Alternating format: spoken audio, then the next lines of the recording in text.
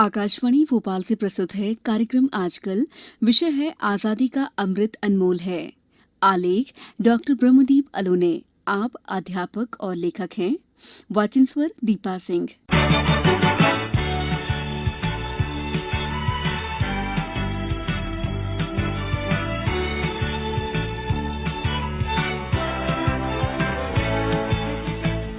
राष्ट्र के प्रति असीम प्रेम, निष्ठा, समर्पण और उत्साह की अभिव्यक्ति का पर्व है हमारी आजादी का महोत्सव।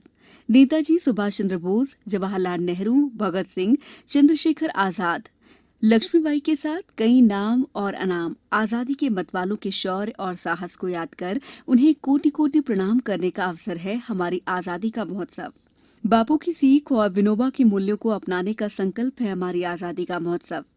ये बेहद शानदार और यादगार है कि आजादी का अमृत महोत्सव हम बेहद खास तरीके से मना रहे हैं। घर घर तिरंगा वाकई अद्भुत और अभूतपूर्व एहसास दे रहा है। कहते हैं कि बीता हुआ वक्त लौट कर नहीं आता, पर घर घर तिरंगे के होने से बालपन से लेकर अब तक के सफर की कई मीठी यादें तरोताजा हो गई हैं। देश के करोड़ों लोग जिस प्रकार आजादी के अमृत महोत्सव में बढ़ चढ़कर भागीदारी कर रहे हैं, वो अभूतपूर्व और सराहनीय है। आजादी के संघर्ष और आंदोलन की खूब दास्तान सुनी थी हमने।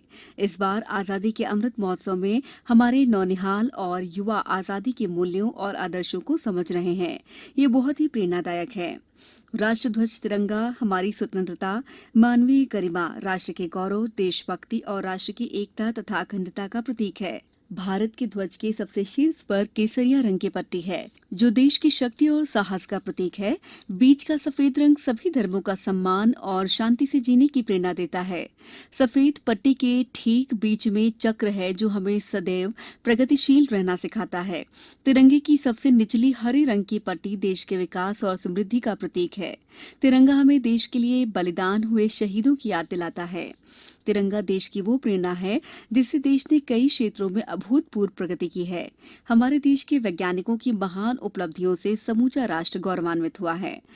राष्ट्रीय रासायनिक प्रयोगशाला, राष्ट्रीय भौतिकी प्रयोगशाला, राष्ट्रीय धात्विक प्रयोगशाला, भारतीय कृषि अनुसंधान परिषद और इसरो जैसे कई संस्थानों से निकले हमारे प्रतिभाशाली वैज्ञानिकों ने सफलता के स्वर्णिम अध्याय लिखे हैं और ये क्रम निरंतर जारी है। आजादी के अमृत महोत्सव के अवसर पर विज्ञान और प्रौद्योगिकी के क्षेत्र में देश की उपलब्धियों को कश्मीरी, डोगरी, पंजाबी, गुजराती, मराठी, कन्नड़, मलयालम, तमिल, तेलुगु, उड़िया, बंगाली, असमिया, नेपाली, मैथिली और मणिपुरी सहित विभिन्न स्थानीय भाषाओं में विज्ञान सर्वत्र पूज्यन्ते कार्यक्रम के माध्यम से देश भर के विभिन्न क्षेत्रों में इसका आयोजन सराहनीय है। देश की वैज्ञानिक विरासत और प्रौद्योगिकी कौशल को प्रदर्शित करने का एक अनूठा प्रयास है, जिससे रक्षा, अंतरिक्ष, स्वास्थ्य, कृषि, खगोल विज्ञान और अन्य क्षेत्रों में भारत का नाम पूरी दुनिया में रोशन हुआ है।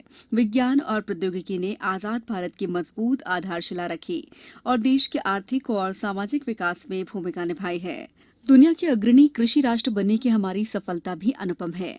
भारत में हरित क्रांति की अगुवाई मुख्य तौर पर एम.एस. स्वामीनाथन ने की थी।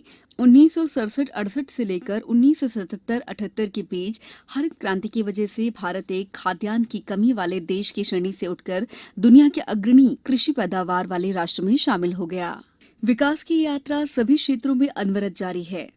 1947 में देश की साक्षरता दर नाम मात्र की थी, जो आजादी के 75वें साल में 75% के जादुई आंकड़े से कहीं आगे निकल गई है। स्वतंत्रता के उदय के समय भारत में औसत जीवन प्रत्याशा मात्र 32 वर्ष थी।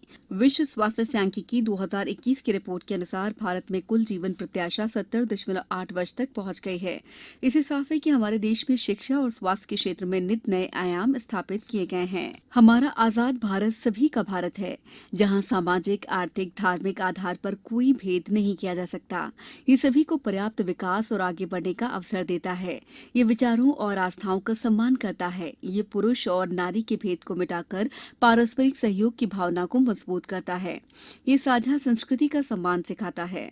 ये सत्ता को विकेंद्रीकृत कर सर्वोच्च शक्ति आम जनता के हाथों में सौंपना चाहता है, जिससे सभी की भागीदारी सुनिश्चित हो और समाज के सभी वर्गों का सर्वांगीण विकास हो सके।